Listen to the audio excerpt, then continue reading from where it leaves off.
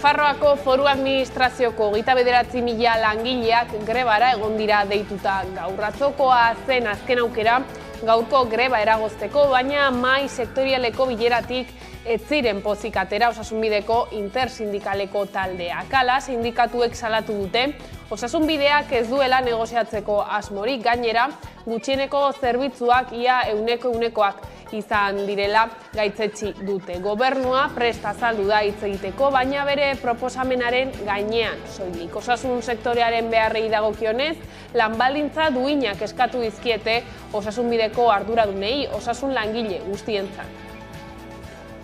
Sindikatuok gaur trasladatu nahi genuen mezua uste dut garbi dagoela orain erakusten ari garen indar honekin, jendetza bildu gara gaurkoan oraingo elkarretaratze hontan. Honek erakusten duena da greba langileria gehiengoak babesten duela, haserre handia zegoela administrazioko sektore eta anbito guztietan, eta haserre hori erakutsi nahi izan dela. Gorputza jartzen, ahotsak jartzen eta administrazio publikoa alden neurrian behintzat geldituz.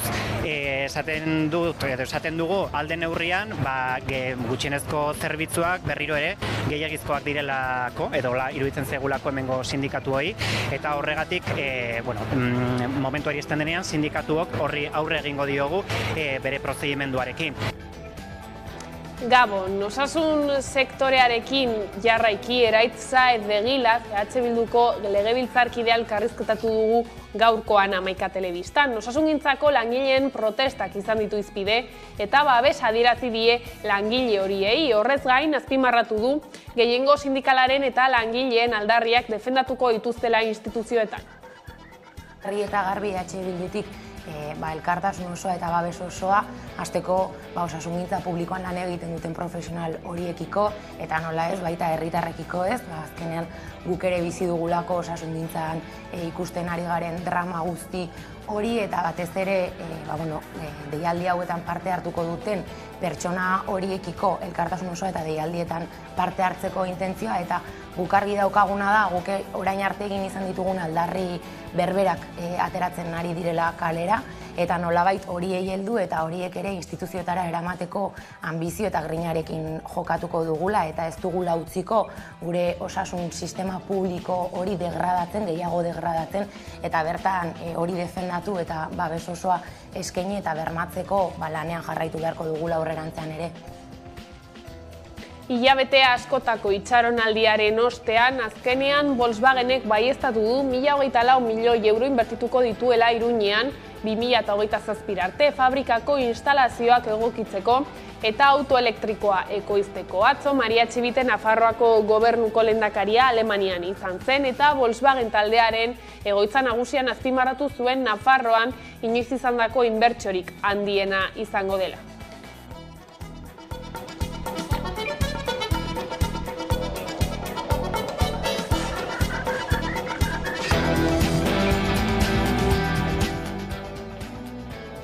Udan hasitako beranzko joera eten du inflazioak Hego Euskal Herrian. Uztailean 10,7 heldu ondoren 5,6raino apaldu zen abenduan, baina urtarrilean berriro egin du gora. Prezioak duela urtebete baino 5,8 handiagoak dira Espainiako Estatistika Institutuaren arabera. Alde batetik, iazko urtarrilarekiko konparazioaren ondorioz handitu da inflazioa. 2022ko urtarrilean izan baitzuen urteko mailarik txikiena, baina bada beste azalpen bat ere. Urte hasierarekin batera, Espainiako gobernuak kendu egin zuen apirilaz geroztik gasolioari eta gasolinari ezarritako 20 zentimoko deskontua. Ondorioz, erregaien prezio erreala handitu egin da urtarrilean eta horrek azaltzen du hein batean inflazioak berriro gora egitea.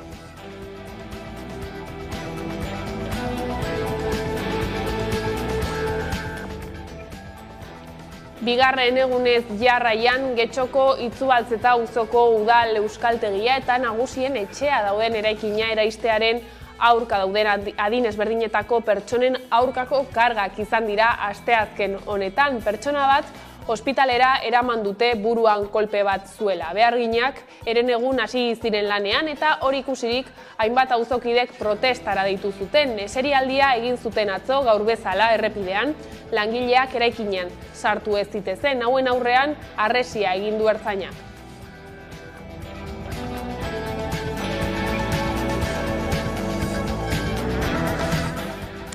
Eta gizarte arloko gaiekin jarraiki, baina fokua ingurunean jarrita bada besterik. Zubietako erraustegiak ingurumen legea betetzen duela esan du Arantza Tapia sailburuak, datuak gaizki interpretatu direla adierazi du eta alarma soziala piztea egotzi dio Ekopoli. Elkarrekin Podemosek eta EH Bilduk auzitan jarri dute erraustegiaren funtzionamendua egokia ote den. Udane Arbeo. Azken astean argitara atera da Ekopol ikerketa taldeak egindako txosten zientifikoa non Gorka ingeniariak sinatu duen. Bertan frogatzen da Zubietako erraustegian legezkanpoko funtzionamendu kutsatzailea egon zela ala nola errauste plantak 2000 aldiz baino gehiago gainditu zuela kutsadura muga 2020 eta 2021 batean. Horrez gain ondorioztatu da lehen bi urteetan instalazioak programatu gabeko 200 eta 240 geldialdi izan zirela erraustegian. Testuinguru honetan Gipuzkoako hondakinen kontsortzioak azterketa horrek ondorioztatutakoa ukatu du eta azpimarratu du erraustegiak, Zubietako erraustegiak zorrotz bete dituela ingurumen baimen guztiak. Eta kiroletan Tolosan jokatuko du asteburuan A2 pilotak. Gaur aurkezpen ofiziala egin dute udaletxean. Udane. A2 emakume pilotari profesionalen elkarteak antolatutako eskuz binakako txapelketaren final laurdenei asteburu honetan ekingo zaie Tolosako inauterietan. Ondorengo final laurdenak Azpeitian eta Iruñan jokatuko dira eta final handia Zumarragan jokatuko da martxoaren 5ean. Partida hauek guztiak 11an ikusteko eta jarraitzeko aukera izango duzue eta hain justu Tolosan izango den final laurdena astelenean Joko Zelaia saioan izango duzue. Hizkuntzari helduta berriz 7.000 kide ari dira mintza praktikan, egitasmoa hasi eta 30 urtera. Parte hartzaileen artean soslairik ohikoena, hau da emakumea eta 50-60 urte artekoa. 100 talde daude, baina gehiago izango lirateke bidelagun moduan aritzeko jende gehiago gongo balitz. Tutik gura, ongi etorri mintza lagunon mundura. Ongi etorri gure mundura. Gau eta egun euskaraz bizi nahi dut, ta gauza bera egin dezakezu zuk. Euskaraz bizi nahi dut goizean goizik, ez da amespat nire nahi ala baizik. Euskaraz mintzatzen nahi duzu, etorri gurekin mintalandia. Astean behin, kafetxo bat hartu, ondo pasa eta izan eman lagun taldeetan. Eta hoean sartzean, egin ginen bizitzaren jabe, nortasuna eta izaera gorde gabe. Kaletan bat egin genuen, elkar maite genuela erakustearren. Euskaraz bizi nahi, euskaraz bizi nahi, euskaraz bizi nahi, euskaraz bizi naiz. Gau eta egun euskaraz bizi nahi dut, ta gauza bera egin dezakezu.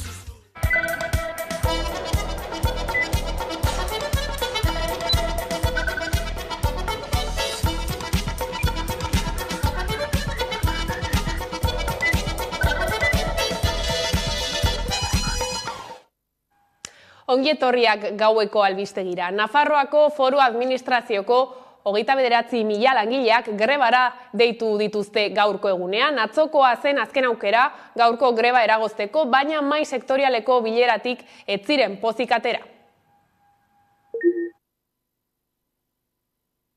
Bai, greban nago. Nago lanbide eskolan Virgen del Camino. Bai, greban nago eta Lizarrako institutotik nator. Babesa ematera, erretiratuan nago. Ni toki administrazioan nago eta guk ez genuen greba egiteko eskubidea, baina alare atera gara osasungintza publikoa eta unibertsalaren alde.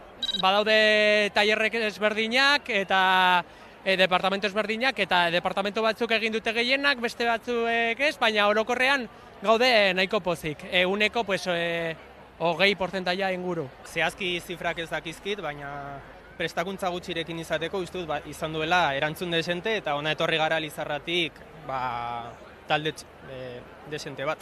Orduan horrekin pozik nago. Bueno, zergatik ez? Pues aldi batetik prekarietatea, gehienak gara interinoak, eta hori hala ere ikaslentzako kalitatea eta hizkuntzaren kalitatea jeisten ari da, ez? Urte bat zaude txantrean eta hurrengo kurtsoan zaude tafaian eta hurrengo zaude imarkoanen eta hori ikaslentzat jeisten da, ez, kalitate hori. Bueno, batez ere zentroan egunero ikusten dugun errealitatea. Baditugu, gure zentroan badaude 30 ikasle dituzten tutoreak, bi orientatzaile gara ia 1000 ikaslerentzat, eta horrela uste dugu ezin dugula arreta duin bat eskaini gure ikaslei dagoen aniztasun guztiarekin. Pentsatzen dudalako sistema publikoa indartu behar dela. Ari garela, privatizatzen alden guztia eta ez nago horren alde. Nire neureak batez ere pentsatzen dudalako irisgarritasunaz hitz egiten dugunean ez da gurpildun aurli batean dagoen norbait osasunetxean sartzeko, baizik eta pertsona migratzaile batek ere izan ditzan eskubide berberak, edo gaixotasun kronikoak dituztenak izan ditzaten behar dituzten baliabide guztiak, eta horrekin batera ere osasungintzan lan egiten dutenek ere lan baldintza duinak izan ditzaten, ez delako arazoa ez da dirua falta, dirua badago, zergak hor daude eta arazoa da nola banatzen den diru hori, eta orduan guk pentsatzen dut diru horrek joan behar duela irakaskuntzara, joan behar duela osasungintzara, eta ez duela joan behar adibidez, abiadura handiko trena bezalako, azpiegitura erraldoi, eta deusetarako balioko ez duen. Bestalde, Osakidetzako azpikontratatutako garbiketa zerbitzuko langileek astebeteko greba egingo dute. Otsailaren 27tik martxoaren 5era LAB, UGT, Comisiones Obreras eta SK sindikatuek deituta. Osakidetzako azpikontratatutako garbiketa zerbitzuko langileek astebeteko greba iragarri duten homologazioaren alde. Langile hauek bere garaian duela urte mordo bat lortu zuten haien baldintzak homologatzea Osakidetzako langileen baldintzei. Zer gertatu da azken 5 urte hauetan? Osakidetzako langileek jaso dituzten hobekuntza guzti horiek hauei zaie aplikatu, ez? Zentzu horretan ikusten dugu homologazio printzipio hori lortu zana apurtu dala, ez? 5 urte daramatzate lan itun barik eta enpresarekin 50.000 inguru egin arren, euren eskaerek erantzun gabe jarraitzen dutela ohartarazi dute. Euren aldarrikapena Osakidetzako beharginei aplikatzen zaizkien baldintzak aplikatzea da, homologazio printzipioan oinarrituta. Estamos viendo que tanto las empresas como el cliente, Osakidetza, están incumpliendo el principio de la homologación al negarse a adaptar e implicarnos las diferentes materias aplicadas al personal propio de Osakidetza. Simplemente estamos reivindicando que se nos apliquen las mismas condiciones que al personal propio de Osakidetza en base del principio de homologación. 2 urte daramatzate lan gatazka konpontzeko asmoz Osakidetzari bitartekaritza eskatzen, baina salatu dutenez ez dute erantzunik jaso. Eta gatazka desblokeatzeko helburuarekin, LAB, UGT, Comisiones Obreras eta SK sindikatuek grebara deitu dituzte Araba, Bizkaia eta Gipuzkoako sektoreko langileak otsailaren 27tik martxoaren 5era. Honetan inplikatuta daude 3 herrialdetan lan egiten dituzten garbitzaileak, Osakidetzaren lan zentroetan. Bai ospitaletan eta bai osasun zentroetan, eta orokorrean kalkulatzen dugu egongo diela 2500, 3000 langileen artean afektatuta. Otsailaren 16an espero zen bozkatzea Frantziako Asamblea Nazionalean erretiro adina 64 urtera atzeratuko duen artikulua eta egun horretarako berriro ere greba izango dute Ipar Euskal Herrian. Hala ere, ez dago argi diputatuek erretiro adina 64 urtera atzeratzea bozkatuko ote duten. Edonola ere, ostiral gauerdian amaituko da eztabaida. Otsailaren 16an espero zen bozkatzea Frantziako Asamblea Nazionalean erretiro adina 64 urtera atzeratuko duen artikulua. Eta egun horretarako ere grebara deitu dute sindikatuek Ipar Euskal Herrian. Hala ere, ez dago argi diputatuek erretiro adina 64 urtera atzeratzea bozkatuko ote duten. Edonola ere, ostiral gauerdian amaituko da eztabaida eta ondoren senatura igaroko da. Gogoratu behar da, pentsio erreforma ez dela lege proiektu gisa tramitatu, gizarte segurantzaren aurrekontuaren zuzenketa gisa baizik. Eta erabaki horrek eztabaida baldintzatu du. Parlamentarien eztabaida gehienez 50 egunekoa izan daitekelako. Hala, epea laburra izateaz gain, bada reformaren onarpena edo gaitzespena zailtzen duen beste faktore bat. Asambleako taldeek 20.000 zuzenketa jarri dizkiotela legia. Eta horretaz, kezatu da Parisko gobernua eta sindikatuak ere ez daude gustura. Hala, zuzenketak gutxitzeko eskatu dute. Hala ere, eskaerari egin batean erantzun dion UPSek, astelehen gauean bigarren artikuluari jarritako 1.000 zuzenketak kendu zituzten. Ikusteke dago beraz, ostiralean iritziko aldiren 7. artikulura, hau da erretiro hartzeko adina 2 urtez atzeratu nahi duena. Gaiz aldatuta, Zubietako erraustegiak ingurumen legea betetzen duela esan du Arantxa Tapia sailburuak. Datuak gaizki interpretatu direla adierazi du eta alarma soziala piztea egotzi dio Ekopoli. Elkarrekin Podemosek eta EH Bilduk auzitan jarri dute erraustegiaren funtzionamendua egokia ote den. Zubietako erraustegiak kutsadura muga 2000 aldiz genditu zuela ikertu du Ekopoli ikerketa taldeak. Gorka Bueno ingeniariak sinatutako txosten zientifikoak Zubietako erraustegiaren legez kanpoko funtzionamendu kutsatzailea frogatzen du. Txosten zientifiko horren arabera 2020an eta 2021an 2033 gainditze gertatu ziren emisio muga balioetan. Eta horietatik ia erdiek oso erreaktiboak diren gas multzo bati egiten die erreferentzia.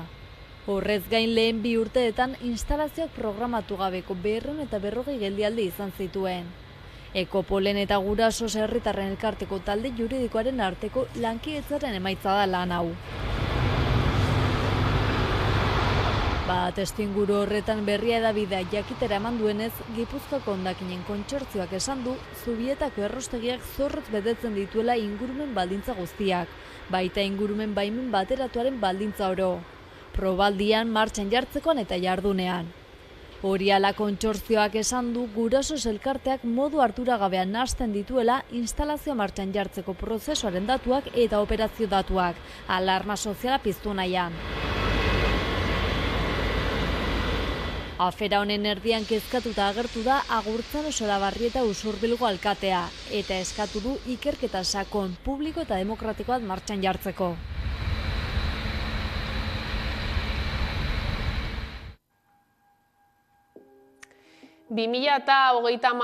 Urtetik aurrera, Europako auto saltokietan ezingo da konbustio motorrak dituzten auto eta furgoneta berririk saldu. Hala onartu berri du Europako Parlamentuak Estrasburgon eta CO2 isuriak murrizteko araudi berriko neurri zehatz bat da. Aldeko, 340 boto izan ditu araudiak, aurkako 279 eta 21 abstentzio. Joan den urrian, behin-behineko akordio bat lortu zuten Europako Parlamentuak eta Kontseiluak Europako autoparkearen CO2 isuriak murrizteko eta atzo berretsi zuten parlamentuan.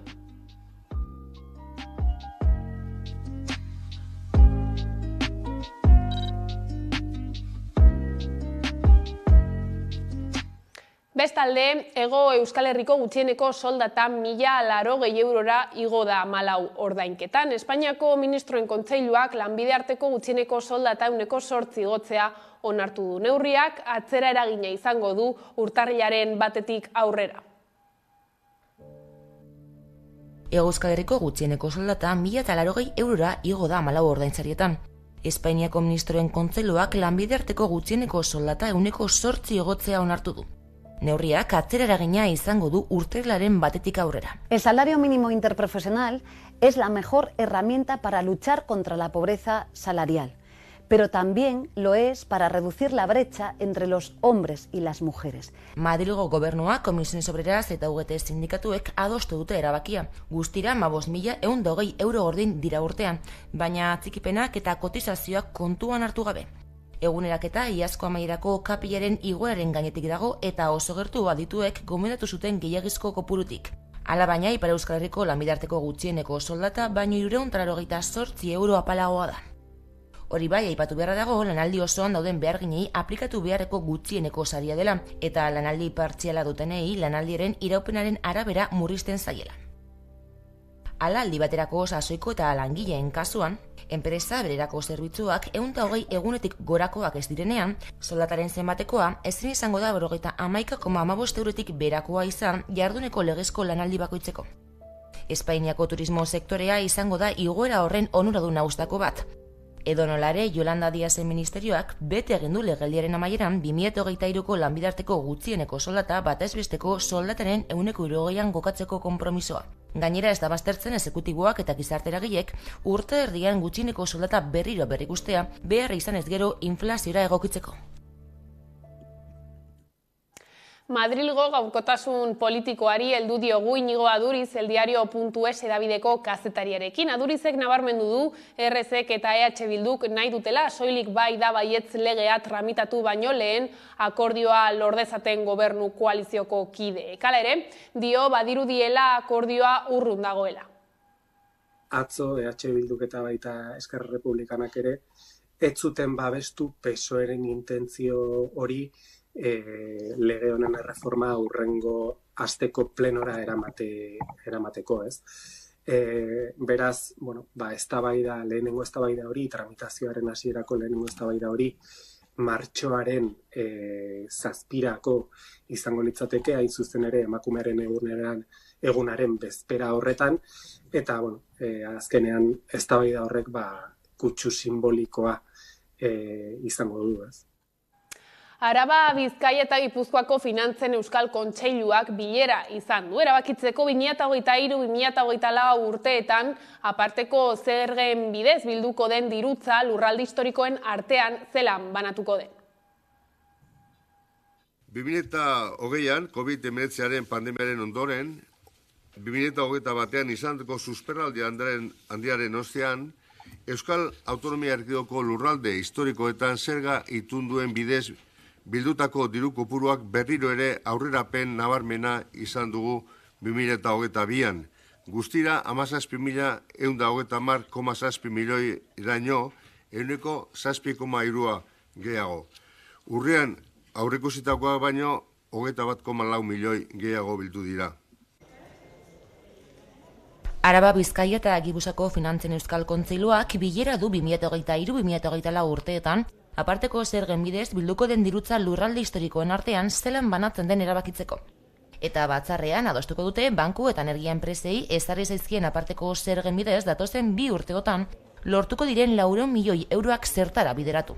Era berean dirutza zertara bideratzeaz gain 3 lurralde historikoen artean nola banatu aztertuko dute. Hori bai, aparteko zerga horien bidez jasotako dirutza eskuratu ahal izateko kontzertu ekonomikoan aldaketa bat egin beharko dute. Ituna aldatzen duen legea onartu ondoren lurralde historiko bakoitzeko batzar nagusiek sartuko dituzte zerga figura berriak sistema foralean. Eta gurera bueltan Bilboko Atxuriko eskolak dituen aire zabaleko espazio falta, kutsadura arazoak eta bide segurtasun eza salatzeko bihar otsailaren 16an mobilizazio bat antolatu da. Eskola komunitate osoaren osasuna, segurtasuna eta ongizatea bermatuko dituen eskola eta ingurunea aldarrikatzea da helburua. Horren inguruan hitz egiteko pantailaren bestaldean Amaia Bazigalupe igeko kidea daukagu. Gabon, Amaia. Kaixo, Gabon. Duela egun batzuk bideo bat bidali zenuten eskolaren beharrak azalduz eta administrazioek oraingoz behintzat ez dute eman konponbiderik. Zer da zehazki aldarrikatu nahi duzuena?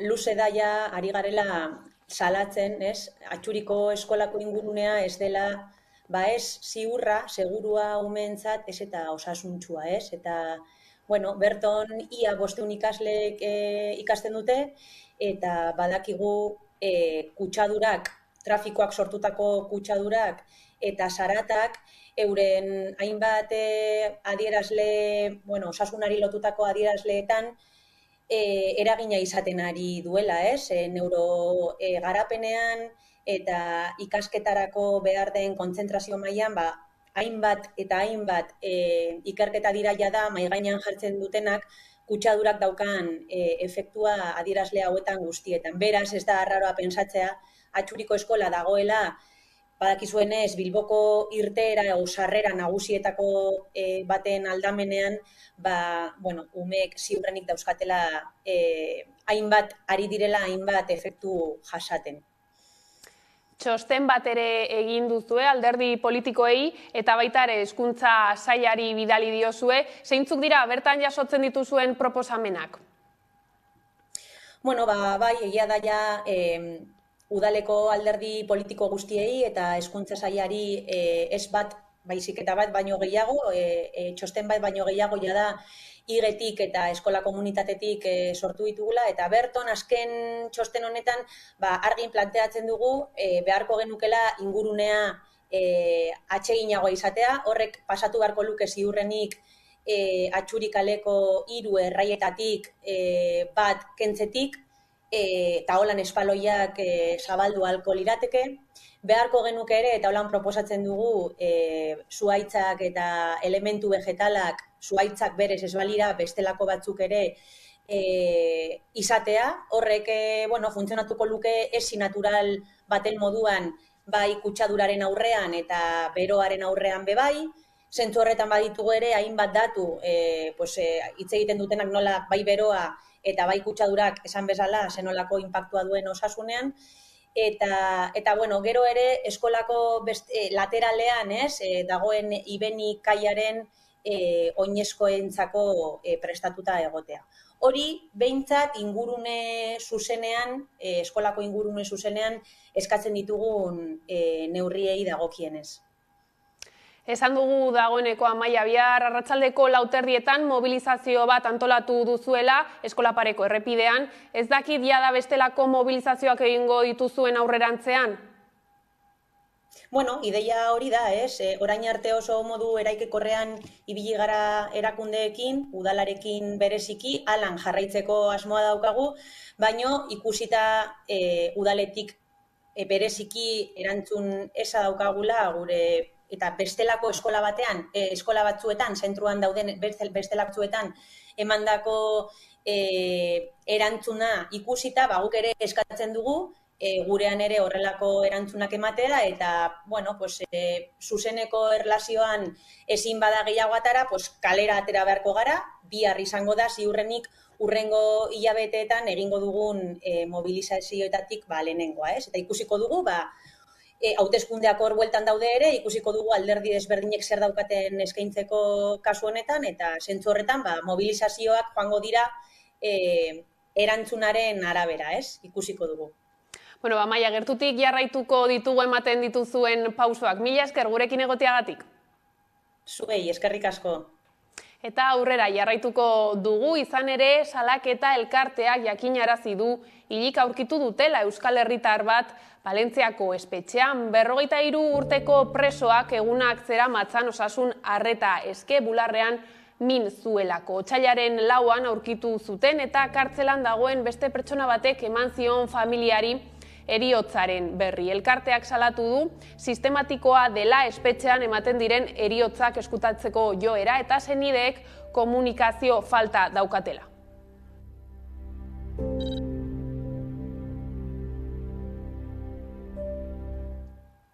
Bestalde, Juan Carlos Herrador Donostiarrak baldintzapeko askatasuna eskuratu du. Etxerat elkarteak jakinarazi du asteazken honetan. Herradorek 16 urte egin ditu espetxean eta iazko apirilaren 26tik 3. graduan zegoen.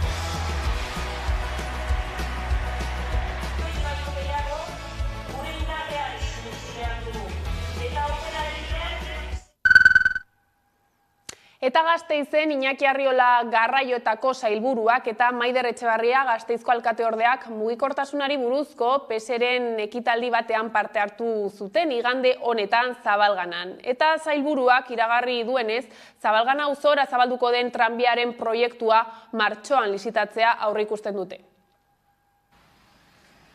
Iñaki Arriola garraioetako zailburuak eta Maider Etxebarria Gasteizko alkateordeak mugikortasunari buruzko PSren ekitaldi batean parte hartu dute igande honetan, Zabalganan. Eta zailburuak iragarri duenez, Zabalgana auzora zabalduko den tranbiaren proiektua martxoan lizitatzea aurreikusten dute. Auzo hau zorionokao dago bi arrazoirengatik. Lehena, auzo honek 18 urte bete dituela eta denbora horretan hiriko jendetsuena bihurtu da. Eta bigarren arrazoia da Zabalganak tranbia zerbitzua izango duela esan dezakeela azkenean. Zabalganarako tranbiaren proiektuak polemika sortu du Gasteizko udala eta Eusko Jaurlaritzaren artean. Izan ere Jaurlaritzak hasieran proposatzen zuen ibilbidea ez zetorren bat Gasteizko udaleko ideiekin. Lehen ibilbideak proposatzen zuen Lobaina plazan hastea, eta horrek desadostasuna zorrarazi zuen Urtaranen kabinetean. Azken bilera batean bi erakundeek behin betiko ibilbidea adostu zuten eta akordio batera iritzi ziren. Beraz, tranbiak Adriano Zeigarrena, Bustintzuri, Teodoro Dublan, Margolaria, Valentin Berriotzoa, Mediterraneoen ibilbidea eta Gustavo Dore kaleak zeharkatuko ditu. Eta gainera garajea ez da hegoaldean izango, Betoño auzoan baizik eta. Auzoan bizi sareak salatu du etxegabe bat kalean utzi dutela ebakuntza egin ostean. Gasteizko alde zaharreko sareak azaldu duenez, Gasteizko udalak ez dio inolako etxebizitza aukerarik eskaini, asteburuan larrialdiko ebakuntza egin diote eta astearte honetan alta jaso du. Gainera, auzoan biziko kideak oinarrizko elikadura eta beharrezko medikamentuak ezin dituela lortu gaineratu dute. Auzo bizi sareak, Gasteizko alde zaharreko etxebizitza sareak azaldu duenez, Gasteizko udalak larrialdiko ebakuntza egin ostean etxegabe bat kalean utzi du inolako etxebizitza aukerarik gabe. Asteburuan larrialdiko ebakuntza egin zioten kale egoera bizi den gizonari, eta otsailaren 14an alta jaso zuen. Alabaina, udalak ez dio etxebizitzarik eskaini, ezta ebakuntza ostean osatu ahal izateko espaziorik ere. Sareak gaineratu duenez, gizonak oinarrizko elikadura eta beharrezko medikamentuak ezin ditu lortu. Horrekin batera aldarrikatu du negu gorriko temperaturarekin udalak neguan ostatu emateko bitartekoa martxan jarri gabe jarraitzen duela, eta horrek egoera okertzen du. Izan ere azaldu dutenez, asko dira baliabide hauek ez zabaltzearen ondorioz kalean bizitzera behartuta daudenak.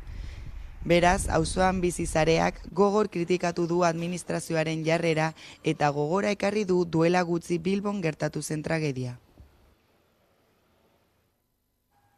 Lerroburuetan esan bezala, Eraitz Saez de Egilaz, EH Bilduko legebiltzarkidea elkarrizketatu dugu gaurkoan Hamaika Telebistan. Osasungintzako langileen protestak izan ditu hizpide eta babes adierazi die langile horiei. Horrez gain azpimarratu du gehiengo sindikalaren eta langileen aldarriak defendatuko dituztela instituzioetan eta nabarmendu du Osakidetzak gobernantza eredu horizontalagoa izatea eta langileak entzutea ezinbestekoa dela.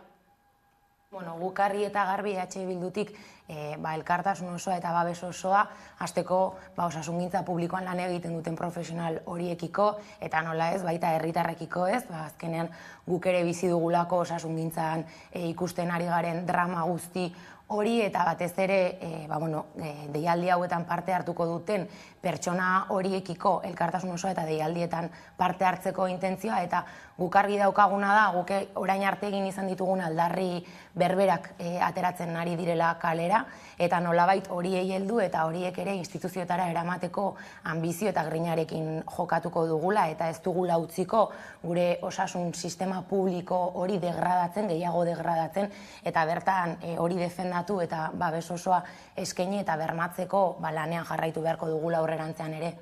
Bai, ez izan ere Nafarroan eta, Araba Bizkaia eta Gipuzkoan egin batean, badira aldarri batzuk eskutik doazenak lurralde bietan, eta, bestak beste Euskal Herria Bilduk lege egintzaldiko, edo, 2023 urte honetako lehenbiziko bilera horietan, bai azpimarratzen zuen, erronka nagusi bat, Osakidetzan, eraldaketa bultzatzea izango zela, ez hor zer da bilatzen duzuena?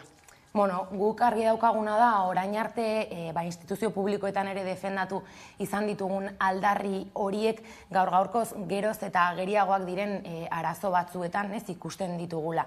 Gainera osasun publikoa hitz egiten dugunean, nolabait bada guztiok ikutzen gaituen gai bat, eta guztiok bizi dugu modu kezkagarrian edo alarma egoera batetik ere Osakidetzan bertan gertatzen ari dena Araba Bizkaia eta Gipuzkoa mailan ikusten dugulako itxaron zerrendak nolakoak diren, edo eta horren bueltan denok dugulako istorioren bat kontatzeko edo adierazteko, eta saldatzen gaitu ere egoera horrek, baina aldi berean ere, eta uste dut hori azpimarratzekoa dela, guztiok ezagutzen ditugu ere osasun langileak, beraiekin harremanetan gaudelako, gertukoak direlako, baina beraiek atenditzen gaituztelako profesionaltasun osoz ere, eta ikusten dugu beraien lan baldintzak ez direla behar bezain duinak, eta ez direla bermatzen, eta etorkizunean ere ez dakigula zer pasako den Osakidetzaren arloan, ez?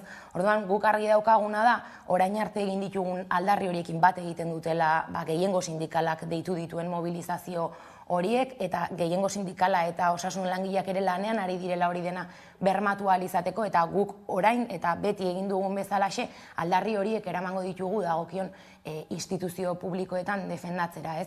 Ezinbestean pentsatu behar dugulako osasun sistema publikoa denona dela, denona izaten jarraitu behar duela, eta guk defendatu ezean ikusten ari garen privatizazio egoera horrekin jarraituko dela, eta nahita ez, atera behar garela kalera, eta osasun langilek exigitzen duten horri atera bide bat eman behar zaiola. Eta Jaurlaritzak muzin egin arren, bertan jarraituko dugula.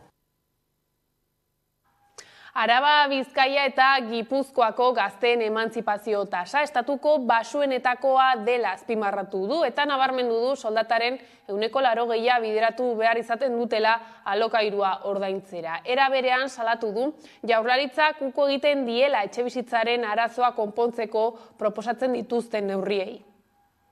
Azken urteetan Jaurlaritzak hartu dituen neurriak ez direla nahikoak, ikusi dugulako nolabait momentuari erantzun ahal izateko eta benefizio bat lortu ahal izateko, edo nolabait partxe bat jartzeko politikak planteatu dituztela orain arte, eta hor politika izarra litzatekeena Jaurlaritzarena Gaztelagun bera da, baina Gaztelagunek oinarrian egiten duena da, zuri ematen zaizun dirua gazte bezala alokairu eskandalagarri bat ordaintzeko zuzenean jabearen poltsikora doa, ez? Gazte batek hartzen duenean Gaztelagun alokairua ordaintzen du horrekin, baina oinarrian prezio horiek bermatzen eta inkluso justifikatzen ari garela ere esan dezakegu.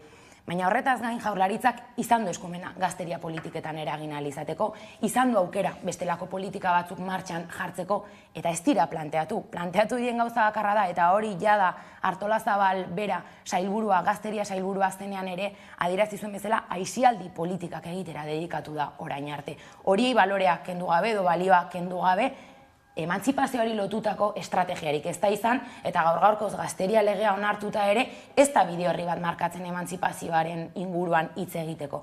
Ulertzen delako behin eta berriz emantzipazioa dela nolabait gurasoen edo tutore legalen etxetik alde egitea, eta behin alde eginda jada arazoa konpondu dela. Baina nork bermatzen digu guri ez, behin alde eginda ibilbide horiek, bizitza prozesu horiek modu sostengarrian, modu erosoan eta modu oparoan garatu ahal izango ditugula, ez? Hori dena ez du bermatzen Jaurlaritzak. Eta gai zaldatuta autobus bidaia ohikoa izan zitekena amesgaiztoa bihurtu zen joan den igandean. Madril-Bilbo bidea egiten ari zen autobus gidari batek konortea galdu zuen gidatzen zegoela. Lerma eta Burgos artean izan zen ezbeharra. Jazoerak izua piztu zuen bidaiarien artean, baina horietako bik bolantea hartu zuten eta autobusa atseden leku bateraino eramatea lortu zuten. Madril eta Bilbo bidea egiten ari zen autobuseko gidaria konortea galdu zuen gidatzen ari zela. Lerma eta Burgos artean izan zen ezbeharra, Gasteizetik 150 kilometro baino gutxiagora. Jasoerak izua piztu zuen bidaiarien artean, baina horietako bik bolante hartu zuten eta autobusa atzeden leku bateraino eramatea lortu zuten. Aitor Zurinaga da ibilgailua kontrolpean hartzea lortu zunetako bat. Begiratu nun nolan eta ikusi nun zelan zegoen bidaria volantearen gainean, botata. Konortea galduta tipoa, eta zegoen gainean, eta ikusi nun zelan beste gurekin joaten zan mutiko bat, joan zan aurrerantza, eta joan nintzen bera atzetik, eta bera hartu zuen volantea lehenengo aldian, eta ni bigarrenean, hori, zuzentzeko autobusa, ze hasi ginen ezkerrera eta eskumara, bandazoak emoten, Marianaren kontra eman genuen, eta kriston rasponazoa egin genuen ezkerraldean. 120 kilometroko abiaduran zijoan autobusa ia erraietik atera zen. Ibilgailua kalboko ezi bat jo zuen eta aurretik eraman zuen baita seinalaren bat ere. Azkenean sustoa, ikaragarria. Malda baten ertzean gelditu zen autobusa, metro batzuk gehiago eta baina zorionez ez zen horrelakorik izan. Bi bidaiarik autobusa desbideratzea lortu baitzuten. Eta ni jode, urduri. Eta egon ginen kilometro batzuk. Eta batean ikusi nun zelan zegoen, begiratzen aurrera, volantearekin, tipoaren besotik harrapatuta, un zirko dela hostia. Eta batean ikusten dugu área de descanso. Eta holan eskumarako zartzeko bidean, sarrera bat. Eta zeukan seinale bat horrelako borobila, ondia. Autobustan dirudi txikiak direla, baina dira ondia. Eta hori borobila horreri, harrapatu volantea eta sartu ginen arantza. Pum, volantazo eta sartu ginen. Eta eroman genuen seinalea eta bena. Konortea galdu zuen gidariari zer gertatu oto zitzaion, akaso gehiagizko lanagatik? Sindrome kardiogenikoa du izena horrek eta bihotzeko arazoak izan ditzaketen pertsonei eragiten die. Haur minbiziaren kausa ezagutzera emateko elkartasun ipar martxa egin dute Donostian. Asteazken honetan ospatu da haur minbiziaren nazioarteko eguna. Gogoratu behar da haurren minbiziaren 30 bat kasu berri diagnostikatzen direla urtean Gipuzkoan eta 100 gora Euskal Autonomia Erkidegoan. Haur minbizidunen nazioarteko eguna dela eta elkartasun ipar martxaren 10. edizio egin dute asteburuan Donostian. 1000 lagun inguruk hartu dute parte, inoiz baino jai girokoagoa izan da. Egun eguzkitsua batuka da lagun eta Star Warseko pertsonaia mitikoak ere bertan.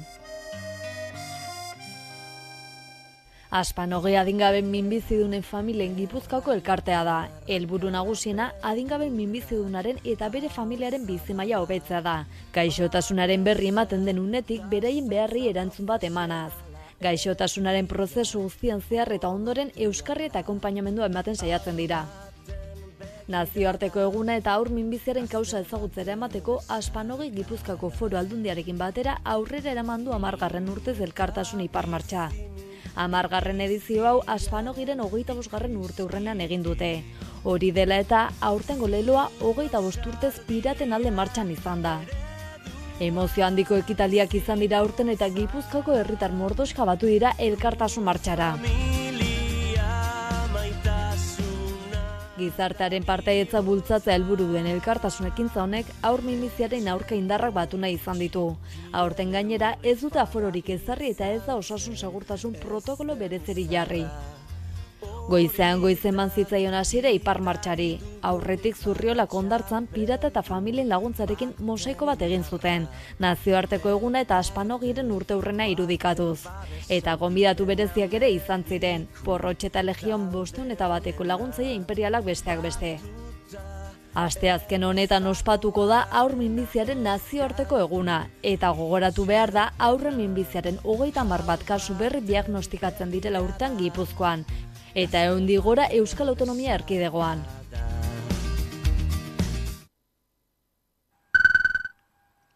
Kulturarlora salto 5 Goya sarietarako izendatua izan den Paul Urquijoren Irati filma atzo aurrestreinatu zen Gasteizen eta otsailaren 24an iritsiko da zinema aretoetara.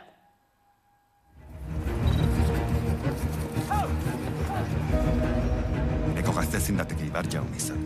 Neure burua aurkezten dut xumeki, Ibar Jaun kristiau garbia izaiteko. Nor da? Bruxa, harengatik zenbaiteko oraino dituzte sigesten ele paganoak. Bada itzulo sakon bat oijanaren bihotzean, hor dukezu erantzuna. Lagun eginen dizuen eilo basoak, iratik.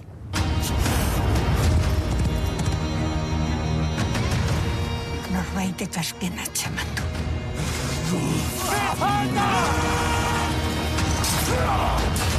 Ez dut ipuinetan sinesten.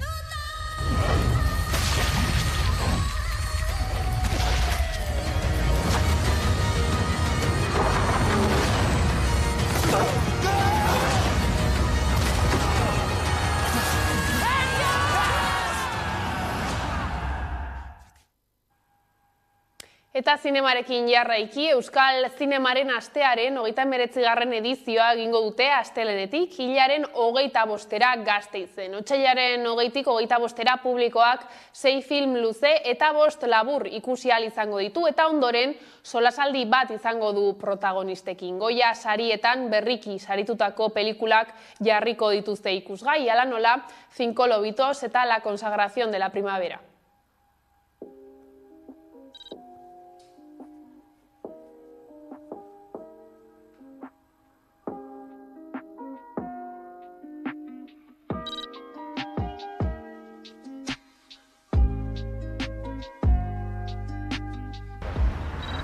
Los puntos.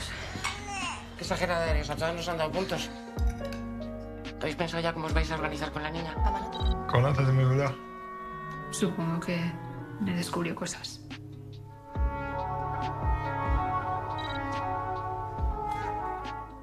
Sigo aquí, ¿eh?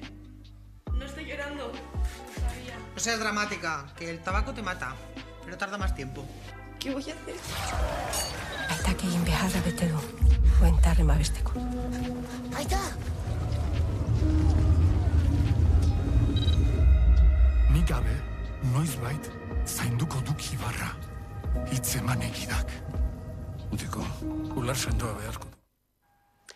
Zumetaren zeramikazko horma irudia berritzen ari dira Usurbilen, 50 urte betetzean. Menderdia beteko da urten, Jose Luis Zumetak bere sorterrian zutik den zeramikazko murala sortu zuenetik. Kontserbazio lanak hasiak dira, eta urte mugaren arira artistari zeinaren obrari lotutako kultur egitaraua ere antolatu dute, elkarlanean Usurbilgo udalak eta Zumeta arte estudioak.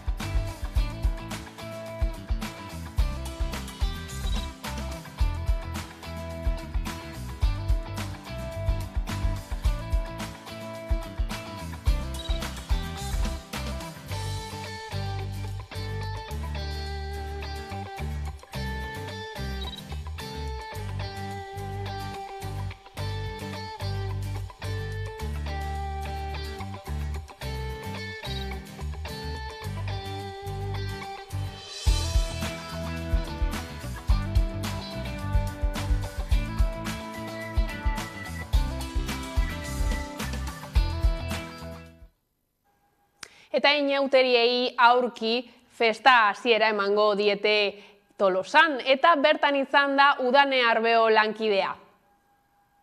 Tolosa eraba neurri murrizteri gabeko inauteriak ospatzera doa, biharrekingo diote ostegun gizenarekin, hemen atzan ikus dezakezuen udaletxe atarian, momentu honetan ez da jende asko sumatzen, baina biharko egunan plaza jendez beteta ikusiko da, 6 egun luzez egongo dira inauterietan murgilduta hemen Tolosan, bihartik hasita aste artera bitarte, baina biharrasiarren ikus ditzakegu kaletan zehar, jada batzu mozorratuta hemen ondoan dauka emakume talde bat, eta goazen bereekin hitz egitera, zer dela eta gaurtik ja mozorratuta? Gaurtikan mugi degulako, astezkenero ateratzen gea, eta mozortzeko esan ziguten, da horretik etorri gea mozorratuta. Eta 6 egun luzetan, ze asmo duzuen nola antolatuko dituzen inauteri hauek? Guk ja edadekok urrungo honetan ikusi pixkat. Baina laitasuna ikusten da ez, zuen aurpegietan ilusioa eta gogoa badela. Hori bai.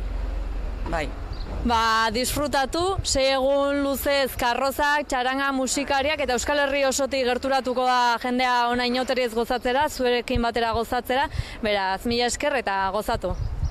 Eta biharko partez gaur txistorra da dauko. Bai? Bai, txistorra da.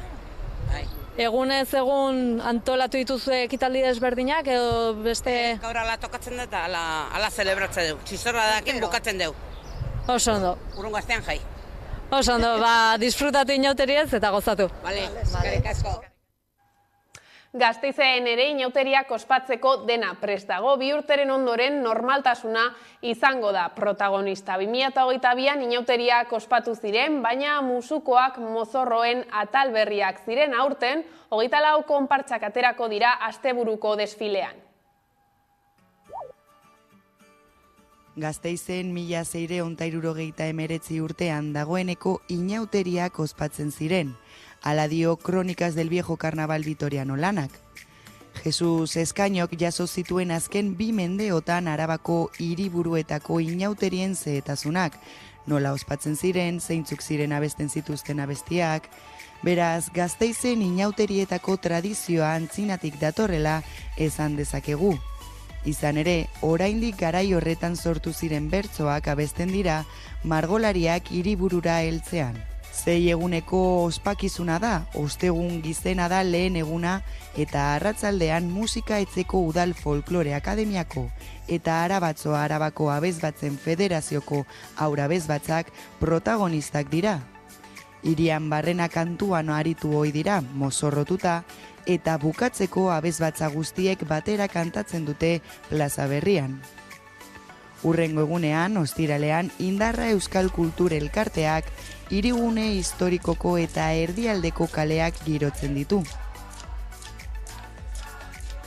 Eta larunbata da egun nagusia. Jardunaldi esanguratsuena eguerdian da. Margolariak ezagunak diren bertsoak lagunduta tren geltokira iristen dira. Ondoren Arka plazara abiatzen dira kale gira batean. Arratzaldean, konpartzen eta karrozen desfileak Gasteiz zeharkatzen du eta gau dantzaldia antolatzen da plaza berrian. Igande goizean konpartzen desfilea berriz egiten dute eta egun osoa irauten du jai giroak. Azken eguna asteartea da eta sardina erretzen da. Erostariek, konpartzek eta jaiegunek parte hartzen dute eta hileta martza egiten dute. Horrekin amaiera ematen diete Gasteizko inauteriei. Aurten normaltasuna da lehenengo protagonista. Izan ere 2022an inauteriak bueltatu ziren, baina musukoak mozorroen atal bat izan ziren. Berriz aurpegiak margotuko ditugu. Gainera, 2023ko kartelak zerikusia du sardinaren erreketarekin. Paula Paezek egindako kartelak sardinaren 2 zatiak bilatzera gonbidatzen gaitu. Eta larun batean eta igandean 24 konpartza izango dira desfiletan. 6.433 lagunek parte hartuko dute. Nahiko gaztea gara, hasi zen konpartza 2018an. Mozorroa zientzilari soratuta izango da. Eta karroza da el secreto mejor guardado gure konpartzan, ez dakit nola izango dan. Bakarrik karroza taldea dakite nola izango diren. Sorpresa bat izango da. Gure konpartzan talde batzuk daude. Eta talde bat da dantza taldea. Haiek elkartzen dira astero, denan artean aukeratzen dituzte abestiak, eta gero asmatzen dituzte dantzak. Eta gero erakusten digute beste hori. Baina, guretzat ospetsuena izango da ziur, baina igual gure helburua ez da hori. Gure helburua da batez be disfrutatzea. Disfrutatzen bidean, mozorroa aukeratzen, diseinatzen, pentsatzen, dantzak egiten, dantzak erakusten, karroza egiten, eta gero desfile egunetan adarlo todo. Baina gure helburua da batez be hori. Eta gero bebai, igual, auzoan zareak indartzia, egitea, bide horretik igual.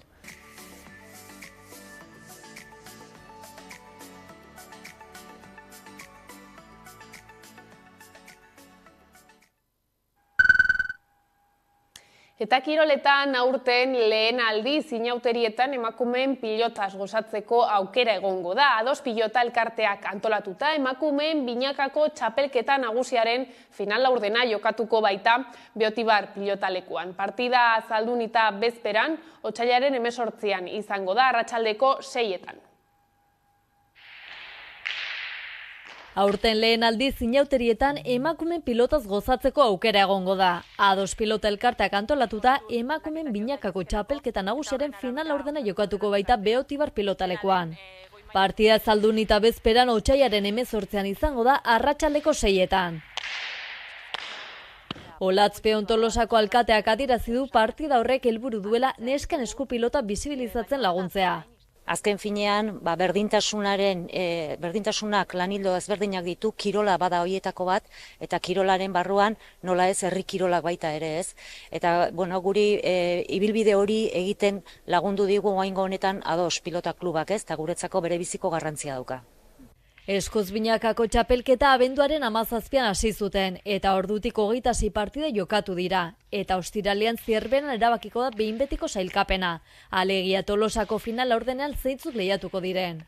Pena da final laurdenetako kartela ezin osotara esan, hori, oainik sailkapena erabaki gabe daolako, eta horregatik, Aldaregia Mendiburu eta Txekolonia Mujika baizai daudela final laurden horietan, eta ostiralean gertatzen denan arabera, kruze hori jakingo da zein izango den.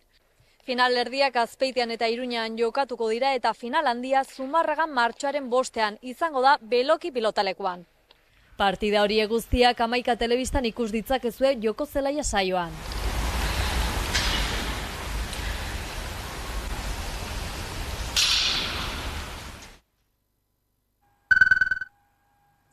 Eta horrela, iritsi gara albistegiaren bukaerara. Gaurkoan, Maraka Diabloren Milia Lasturkoa bestiarekin agurtuko zaituzte. Gustatuko zaizuelakoan besterik ez gure aldetik. Horiek izan dira, gaueko albistegiak gurean gaur utzi dituenak. Gogoratu guztiak eta gehiago nahi duzuen aldiro, hamaika.eu satarian daudela eskuragarri. Bihar arte.